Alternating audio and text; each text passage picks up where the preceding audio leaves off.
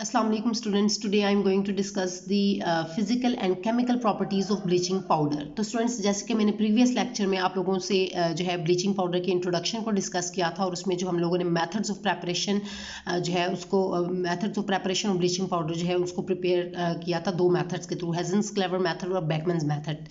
तो उसके बाद स्टूडेंट्स जो है ये हमारा नेक्स्ट लेक्चर है जिसमें मैं आप लोगों से physical and chemical properties of bleaching powder जो है वो डिस्कस करने जा रही हूँ। तो स्टूडेंट्स, लेक्चर को स्टार्ट करने से पहले मैं आपको दोबारा से बता दूं कि जो ब्लीचिंग पाउडर है उसका फॉर्मूला क्या होता है, CaOCl और साथ में Cl। ठीक है, ये इस फॉर्म में भी हम लिखते हैं और कुछ टेक्स्ट बुक्स में जो है वो इस तरह से भी लिखा हुआ है कि CaOCl2। यहाँ से गलती से मैंने जो है ब्रैकेट लगा दी थी, तो ये आपने नहीं लगानी। ठीक है, Ca उसके बाद OCl2, मतलब ये चलिए मैं यहाँ पर सेपरेट लिख देती हूँ, CaOCl2, इस तरह से आपने लिखना है इसको। ठीक है, एक कैल्शियम है और दो और साथ में एक ऑक्सीजन और दो Cl को इकट्ठा जोड़ के भी लिखा जाता है, तो Cl2 CaOCl2 ये भी क्या है, ब्लीचिंग पाउडर को मतलब आप दोनों फॉर्म में जो है वो दोनों फॉर्म में से किसी भी फॉर्म से जो है वो रिप्रेजेंट कर सकते हैं। ठीक है स्टूडेंट्स, मतलब आप ये फॉर्मूला भी यूज़ कर सकते हैं CaOCl और फिर Cl, इस तरह से ये मोस्टली जो है वो आप देखेंगे बुक्स में, टेक्स्ट बुक्स में जो है वो इस तरह से रिप्रेजेंट किया गया है। ठीक है, लेकिन कुछ टेक्स्ट बुक्स में इस तरह से भी लिखा गया है, तो ये आपने कंफ्यूज नहीं होना, ये बेसिकली दोनों क्या है, ब्लीचिंग पाउडर को ही रिप्रेजेंट कर रहे हैं। ठीक है,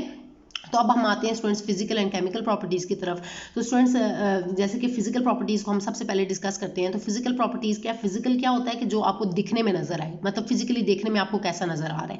तो फिजिकल प्रॉपर्टीज़ क्या है कि आपका जो ब्लीचिंग पाउडर है वो कैसा होता है, येल्विश वाइट पाउडर होता है। किस तरह का होता है, येल्विश वाइट पाउडर होता है। होप सो कि आप लोगों को ये पता भी होगा कि यूजेस में अगर आप देखें तो हम ब्लीचिंग पाउडर को हम यूज़ करते हैं कपड़ों को ब्लीच करने के लिए। ठीक है, ब्लीचिंग पर्पज़ के लिए।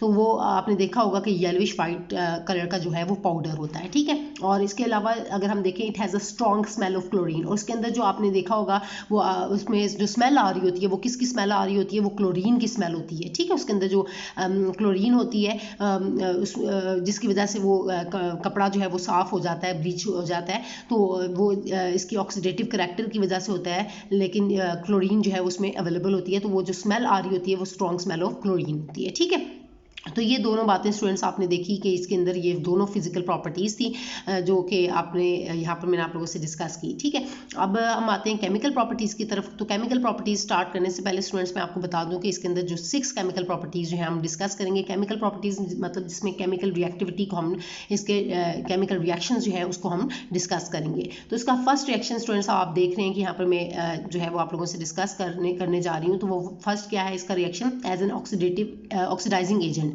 ये ऑक्सीडाइजिंग एजेंट है, मतलब ऑक्सीडाइजिंग एजेंट होने की वजह से ही स्टूडेंट्स क्या करता है, ये ऑक्सीडेटिव करैक्टर शो करता है, और ऑक्सीडेटिव करैक्टर शो करने की वजह से ही ये कपड़ों को क्या करता है, ब्लीच करता है। ठीक है, तो ब्लीचिंग पाउडर के तौर पर हम इसको यूज़ करते हैं, मतलब ब्लीच करने के लिए इसको इस्तेमाल किया जाता है।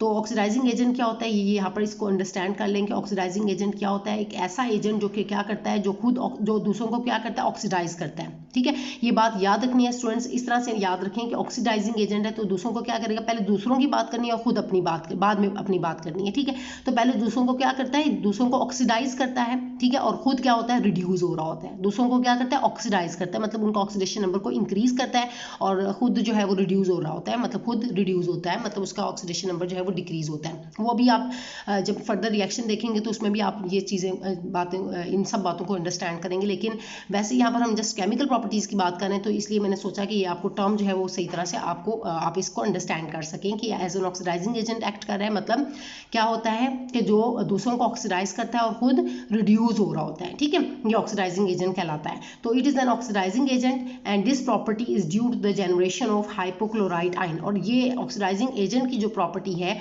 वो किस वजह से है, due to the generation of hypochlorite ion in water. तो होता क्या है स्टूडेंट्स कि जब ये आपका जो ब्लीचिंग पाउडर है जब हम इसको वाटर में डालते हैं, ठीक है, जब इसका वाटर के में डालते हैं तो क्या होता है कि कैल्शियम आयंस अलग होते हैं, Ca2 के ऊपर, कैल्शियम के ऊपर सेकंड ग्रुप से बिलोंग करता है तो +2 चार्ज होता है। ठीक है, तो कैल्शियम आयंस जो है उसके अलावा जो है Cl जो है वो क्लोराइड आयंस है, और ये OCl अब आप देख रहे हैं कि इसके अंदर जो OCl या ClO दोनों फॉर्म में आप इसको लिख सकते हैं, ये क्या है, हाइपोक्लोराइड आयन है।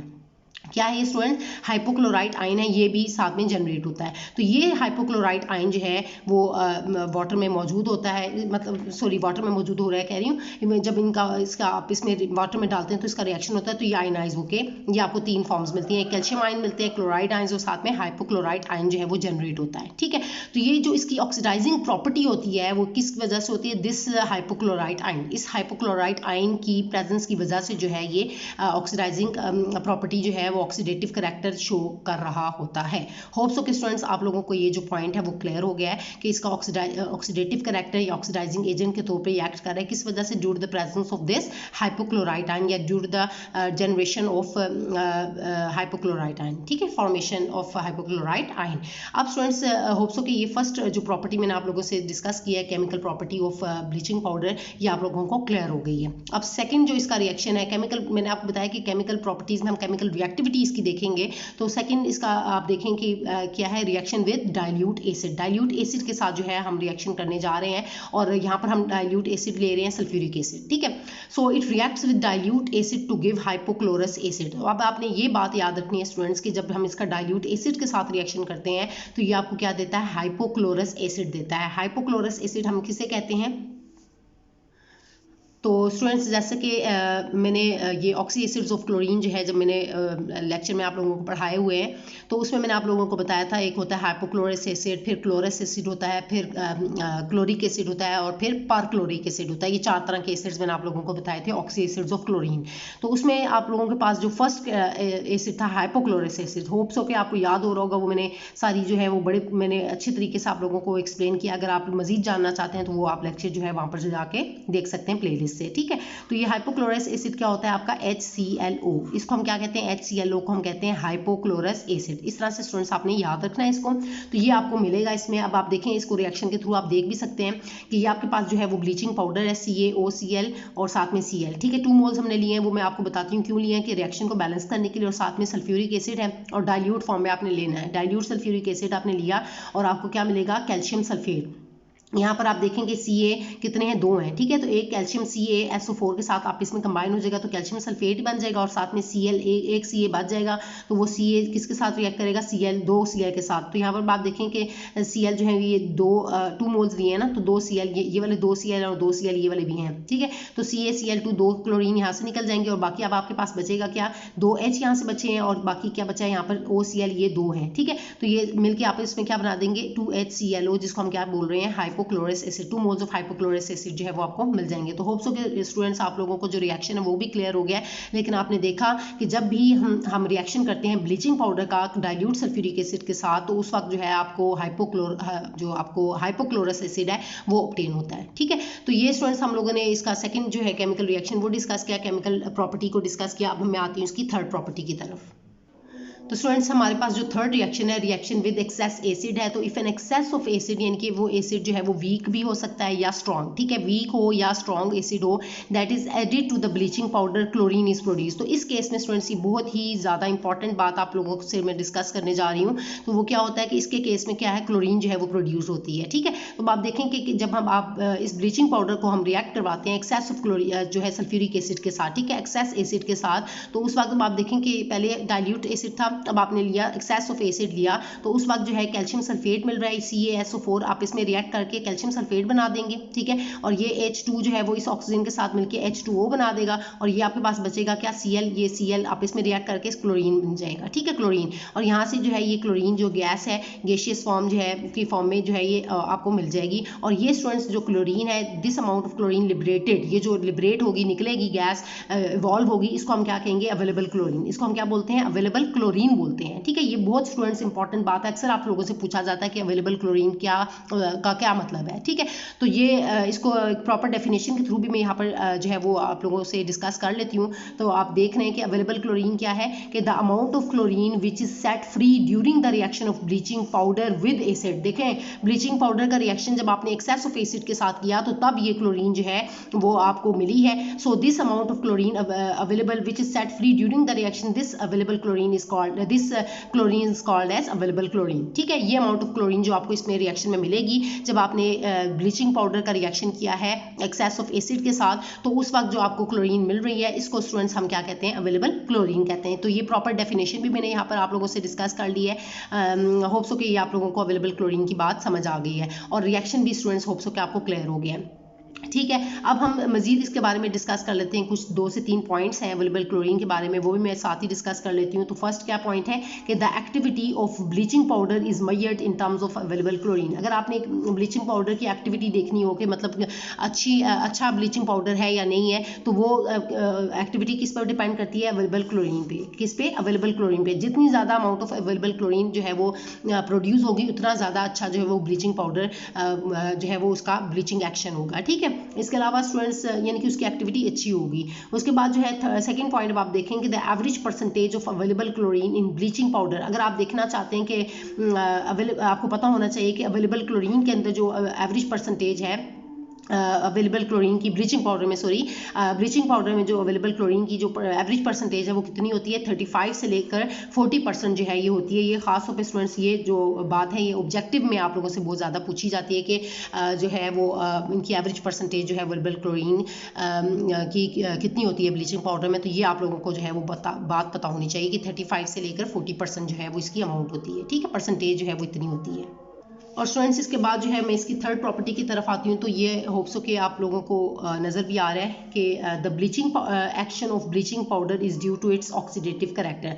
ये थर्ड पॉइंट है स्टूडेंट्स इसका कि जो ब्लीचिंग एक्शन है, ये बात मैंने स्टार्ट में भी बिल्कुल स्टार्ट में आप लोगों से डिस्कस की थी कि जो ब्लीचिंग एक्शन होता है यानी कि ब्लीचिंग पाउडर जो है ना वो ब्लीचिंग एक्शन क्यों कर रहे हैं, मतलब जो कपड़ों को ब्लीच करने के लिए अक्सर हम इस्तेमाल करते हैं, तो ब्लीचिंग एक्शन उसका किस वजह से होता है, is due to the oxidative character, oxidative character की वजह से। और वो ऑक्सीडेटिव करेक्टर में आप लोगों से डिस्कस किया है, ऑक्सीडाइजिंग एजेंट है ये, बहुत अच्छा स्ट्रॉन्ग अच्छा ऑक्सीडाइजिंग एजेंट है। तो ये हम इसको ऑक्सीडेटिव करेक्टर मतलब ये शो कर रहा है किस वजह से, due to the presence of hypochlorite ion. ठीक है, जब हम उसको वाटर में डालते हैं तो होप्स कि ये पॉइंट जो है वो आपको क्लियर हो गया है। ये ऑक्सीडेटिव करेक्टर होने की वजह से ही ये कपड़ों को क्या कर देता है, ब्लीच कर देता है, साफ सुथरा कर देता है। ठीक है, उसके बाद स्टूडेंट्स फोर्थ जो है इसकी केमिकल प्रॉपर्टी की तरफ आते हैं हम। तो फोर्थ केमिकल प्रॉपर्टी मतलब केमिकल रिएक्शन ही बेसिकली हम देख रहे हैं।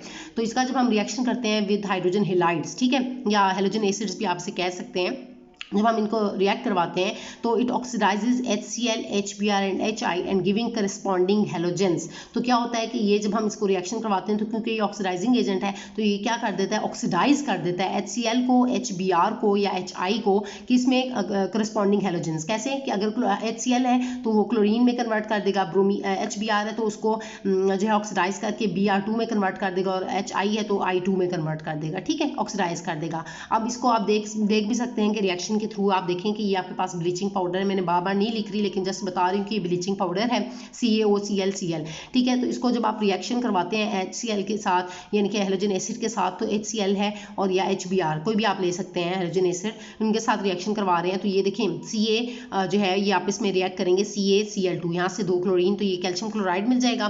फर्स्ट में आपको कैल्शियम क्लोराइड ये सॉल्ट मिलेगा, साथ में जो है वो वाटर मिल जाएगा आपको H2 और ये ऑक्सीजन तो H2O बन जाएगा, और साथ में ये 2 क्लोरीन जो आपस में रिएक्ट करके Cl2 यानी कि ये अवेलेबल क्लोरीन की मैं जो बात कर रही थी। ठीक है स्टूडेंट्स, तो ये वो तो ख़ास तौर पे हमने अवेलेबल क्लोरीन नहीं, बेसिकली आप कहेंगे कि वो तो जब हमने रिएक्शन किया था ये एक्सेस ऑफ एसिड के साथ तो वो अवेलेबल क्लोरीन उसके केस में आपको मिली थी। लेकिन वैसे मैं आपको ये बता रही हूँ कि जब हम इसका रिएक्शन करेंगे हेलोजन एसिड के साथ HX के साथ, तो आप लोगों को कैल्शियम क्लोराइड साथ में मिलेगा, वाटर और साथ में क्लोरीन जो है वो यहाँ पर जो है ये आपने देखा कि ये आपको करस्पॉन्डिंग हेलोजन मिल गई है। ठीक है, यहाँ पर Cl लिया था ना, तो इसी वजह से आपको क्लोरीन जो है वो हेलोजन क्लोरीन जो है वो आपको मिल रही है। अगर यहाँ पर आप HBr ले रहे हैं तो फिर आपको ब्रोमीन जो है वो करस्पॉन्डिंग हेलोजन Br जो है वो आपको Br2 यहाँ पर मिल जाएगा। तो होप्स हो कि स्टूडेंट्स आप लोगों को ये रिएक्शन भी जो है वो क्लियर हो गया है। लेकिन बाकी सारा आपने सेम रखना है, CaCl2 भी मिलेगा साथ में वाटर, बाकी सब सेम है। बस यहाँ पर डिफरेंस क्या है कि यहाँ पर आप लोगों को जो है वो Br2 जो है वो मिल जाएगा, ब्रोमीन यहाँ पर Br2 की फॉर्म में आपको ऑब्टेन होगा।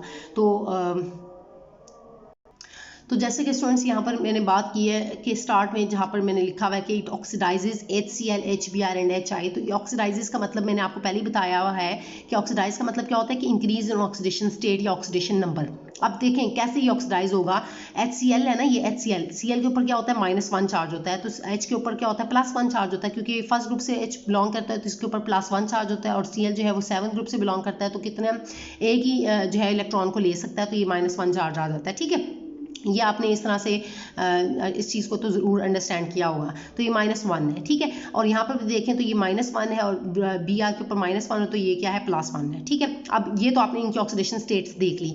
अब स्टूडेंट्स बाकी को मैंने डिस्कस करी, क्योंकि यहाँ पर जो बेसिक जो हमारा कंसर्न है जस्ट मैं उसी को डिस्कस कर रही हूँ। तो यहाँ पर देखें क्लोरीन फ्री स्टेट में है, तो इसके ऊपर ऑक्सीडेशन स्टेट क्या होगी, इसकी 0 होगी। फ्री स्टेट में हमेशा जो है स्पीशी की कोई भी स्पीशी एटम आइन या मॉलिक्यूल की फ्री स्टेट में और वो ऑक्सीडेशन स्टेट जो होगी वो 0 होगी। ठीक है, ऑक्सीडेशन नंबर 0 होगा। इसी तरह ब्रोमीन का भी यहाँ पर देखें तो ये 0 है।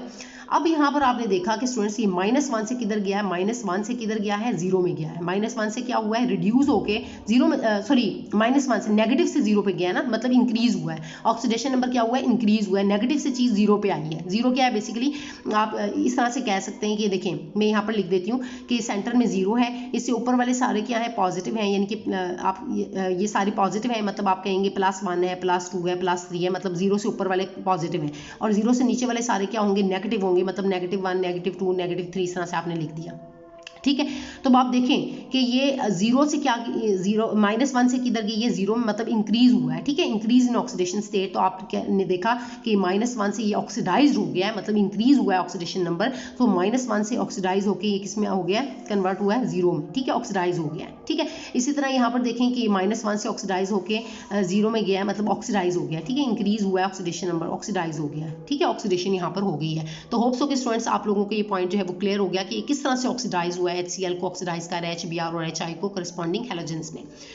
तो ये तो स्टूडेंट्स जो है ये रिएक्शन के थ्रू भी मैंने आप लोगों को ये एक्सप्लेन कर दिया है। होप्स हो कि ये रिएक्शन अब आपको अच्छे से क्लियर है। अब हम आते हैं रिएक्शन, इसका नेक्स्ट प्रॉपर्टी जो है केमिकल प्रॉपर्टी, वो रिएक्शन है विद अमोनिया। अमोनिया को भी ये क्या करेगा, ऑक्सीडाइज करेगा अमोनिया को टू नाइट्रोजन। ऑक्सीडाइज का मतलब पहले ही बता चुके हैं कि इंक्रीज इन ऑक्सीडेशन नंबर, तो नाइट्रोजन में कैसे ऑक्सीडाइज करेगा। तो आप देखें कि ये ब्लीचिंग पाउडर हमने अमोनिया के साथ रिएक्शन करवाया। अमोनिया के साथ जब हम रिएक्शन करवाएंगे तो ये कैल्शियम क्लोराइड, पहले रिएक्शन को देख लें तो ये कैसे बैलेंस्ड हो रहा है सारा, वो भी देख लें कि calcium chloride 3 moles of calcium chloride आपको मिलेंगे, 3 CaA है यहाँ पर कैल्शियम है, और 3 क्लोरीन ये वाले आप इसमें रिएक्ट करेंगे Cl2 3 कैल्शियम क्लोराइड। अब आप देखें कि Cl कितने हैं यहाँ पर 3ACl मल्टीप्लाई होंगे ना, 3ACl और 3ACl, तो टोटल 6 है, तो 3 2 6 हमने रिएक्शन को बैलेंस कर लिया।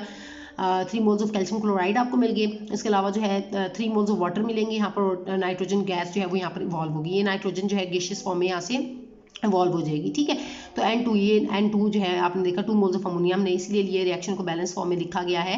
वैसे हम इसको अमोनिया के साथ रिएक्ट करवाते हैं, 2 मोल्स ऑफ अमोनिया हमने इसलिए लिया रिएक्शन को बैलेंस करने के लिए, तो नाइट्रोजन गैस जो है वो यहाँ से इवॉल्व होगी N2 की फॉर्म में। अब बचा हमारे पास क्या है, 3 यहाँ पर 2 3 6 हाइड्रोजन है, तो आप इसलिए यहाँ पर 3 मोल्स ऑफ H2O लिखेंगे, 3H2, और साथ में ऑक्सीजन यहाँ पर देखें 3 है, तो ये साथ में ऑक्सीजन आपने O लगा दिया। ठीक है, तो 3 मोल्स ऑफ वाटर जो है यहाँ पर आपको मिल गए। तो स्टूडेंट्स अब आप देखें कि यहाँ पर जैसे कि मैंने स्टार्ट में कहा कि it oxidises ammonia to nitrogen, तो अब आप देखें कि अमोनिया हम ना ऑक्सीडेशन को 3 तरह से डिफाइन करते हैं। ठीक है, हम कहते हैं कि ऑक्सीडेशन जो है वो क्या है, ऑक्सीडेशन को हम 3 तरह से डिफाइन करते हैं। एक तो हम कहते हैं कि एडिशन ऑफ ऑक्सीजन, ठीक है, addition of oxygen, addition of oxygen.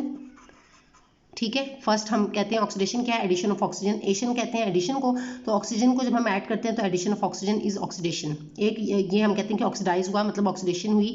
First इस फॉर्म में हम ऑक्सीडेशन को डिफाइन करते हैं। सेकंड जो है हम कहते हैं removal of hydrogen, removal of hydrogen मतलब हाइड्रोजन क्या हो रही है, रिमूव हो रही है, रिमूवल ऑफ हाइड्रोजन। और थर्ड क्या है, थर्ड क्या होता है, loss of electron, loss of electron. और फोर्थ एक और भी आप फॉर्म लिख सकते हैं कि increase in oxidation number. Oxidation fourth form में आप बताएंगे कि increase in oxidation state, increase in oxidation state या oxidation number, increase in oxidation number, ठीक है, ये आप लिख सकते हैं। तो ये 4 वेज में आप लोग जो है ऑक्सीडेशन को डिस्क्राइब कर सकते हैं। तो अब आप देखें कि मैंने प्रीवियस जो हमारा रिएक्शन था उसमें मैंने आपको बताया कि ऑक्सीडाइज हुआ है HCl, HBr और HI किसमें, हेलोजेंस में, ठीक है, करस्पॉन्डिंग हेलोजेंस में। तो ये ऑक्सीडाइज हुआ, ये मैंने बताया कि -1 से जो है ये किधर गया है, इंक्रीज हुआ है ऑक्सीडेशन नंबर, देखें 0 में आया है, ठीक है, इंक्रीज इन ऑक्सीडेशन नंबर के रिस्पेक्ट से हम लोगों ने देखा। और आप दूसरी फॉर्म में भी आप देख सकते हैं कि यहाँ से जो है हाइड्रोजन जो है वो रिमूव हो गई है। रिमूवल ऑफ हाइड्रोजन भी क्या है, ऑक्सीडेशन ही कहला रहा है। तो देखें कि यहाँ पर ये HCl था, हाइड्रोजन था, लेकिन जब Cl2 की फॉर्म में आया यहाँ पर कोई हाइड्रोजन मौजूद नहीं है, मतलब रिमूवल ऑफ हाइड्रोजन भी हो गया है, ठीक है। तो दोनों इन चारों फॉर्म्स में से किसी भी एक फॉर्म में आप जो है वो ऑक्सीडेशन को रिप्रेजेंट कर सकते हैं। तो आप देखें कि इसमें जब आपने रिएक्शन विद अमोनिया किया तो अब आप यहाँ पर सोच रहे होंगे कि मैम यहाँ पर तो नाइट्रोजन 0 स्टेट में है, ठीक है, नाइट्रोजन फ्री स्टेट में तो 0 स्टेट में आ गई है, ठीक है, लेकिन यहाँ पर हमारी कौन सी स्टेट है तो उसकी रिस्पेक्ट से तो हमें पता नहीं चल रहा। तो अब आप देखें कि यहाँ पर हम ऑक्सीडेशन, मैंने आपको पहले ही बताया कि ऑक्सीडाइज हो गया अमोनिया टू नाइट्रोजन, मतलब किसी भी एक फॉर्म में हम इसको जो है वो डिस्कस कर सकते हैं। तो यहाँ पर आप देखें कि नाइट्रोजन जो है अमोनिया के केस में यहाँ पर हाइड्रोजन मौजूद थी, NH3 की फॉर्म में होता है अमोनिया, ठीक है, हाइड्रोजन मौजूद है। लेकिन जब हमने इसकी ऑक्सीडेशन हुई है तो ऑक्सीडेशन में देखें ना कि यहाँ पर जब ये नाइट्रोजन में ऑक्सीडाइज हुआ है अमोनिया टू नाइट्रोजन, तो यहाँ पर कोई हाइड्रोजन मौजूद नहीं है, ठीक है। तो यानी कि रिमूवल हो गई है हाइड्रोजन, रिमूवल ऑफ हाइड्रोजन हुई है, रिमूवल ऑफ हाइड्रोजन, यहाँ पर NH3 था तो यहाँ पर हाइड्रोजन मौजूद यहाँ पर नहीं है, नाइट्रोजन में कन्वर्ट हुआ है तो यहाँ पर रिमूवल ऑफ हाइड्रोजन हो गया है। तो रिमूवल ऑफ हाइड्रोजन भी क्या हुआ है, इसको भी हम क्या कहते हैं, ऑक्सीडेशन, मतलब ये ऑक्सीडाइज हो गया, ठीक है। तो होप सो के स्टूडेंट्स ये जो है वो इस रिएक्शन के थ्रू इस टर्म को भी आप अच्छे से अंडरस्टैंड कर रहे हैं कि कैसे ये ऑक्सीडाइज हुआ है अमोनिया टू नाइट्रोजन, ठीक है। तो ये पॉइंट अब आपको क्लियर हो गया। तो स्टूडेंट्स हम आते हैं इसकी 6th रिएक्शन की तरफ आते हैं, 6th केमिकल प्रॉपर्टी की तरफ, जो कि क्या है, reaction with carbon dioxide. Carbon dioxide के साथ स्टूडेंट्स ये कैसे रिएक्ट करता है, it reacts with carbon dioxide to form calcium carbonate, यानी कि जो आपका ब्लीचिंग पाउडर है वो जब कार्बन डाइऑक्साइड के साथ रिएक्ट करेगा तो ये स्टूडेंट्स कार्बोनेट दे देगा, कैल्शियम कार्बोनेट, क्योंकि आपका जो ब्लीचिंग पाउडर है वो कैल्शियम सॉल्ट है, तो हम कैल्शियम को रिएक्ट करवाएंगे तो कार्बन डाइऑक्साइड के साथ, तो कैल्शियम कार्बोनेट मिलेगा और साथ में रिलीज करेगा ये क्लोरीन, ठीक है, क्लोरीन गैस जो है वो रिलीज होगी। तो आप देखें कि ये ब्लीचिंग पाउडर है आपका CaOCl और Cl, और साथ में ये कंबाइन करेगा कार्बन डाइऑक्साइड के साथ, का रिएक्शन होगा। तो ये Ca इसके साथ कंबाइन होगा, CO2 ये है ऑक्सीजन और एक ऑक्सीजन ये, तो ये मिलकर क्या बना देंगे, calcium carbonate CaCO3, calcium carbonate, और आपस में ये दो, एक Cl ये और दूसरा Cl, तो आपस में रिएक्ट करके Cl2, ये क्लोरीन गैस जो है वो यहाँ से गैसियस फॉर्म में इवॉल्व हो जाएगी। तो इस तरह से स्टूडेंट्स ये जो 6 रिएक्शंस जो है मैंने आप लोगों से केमिकल प्रॉपर्टीज जो हैं वो आप लोगों से डिस्कस की हैं ब्लीचिंग पाउडर की। तो होप सो कि आज का जो लेक्चर है वो स्टूडेंट्स आप लोगों को अच्छे से क्लियर हो गया, physical and chemical properties of bleaching powder अच्छे से आपको क्लियर हो गया। तो स्टूडेंट्स अगर आज के लेक्चर से रिलेटेड भी अगर आपके माइंड में स्टिल कोई कन्फ्यूजन है तो वो आप मुझसे कमेंट्स में पूछ सकते हैं। Thank you so much students.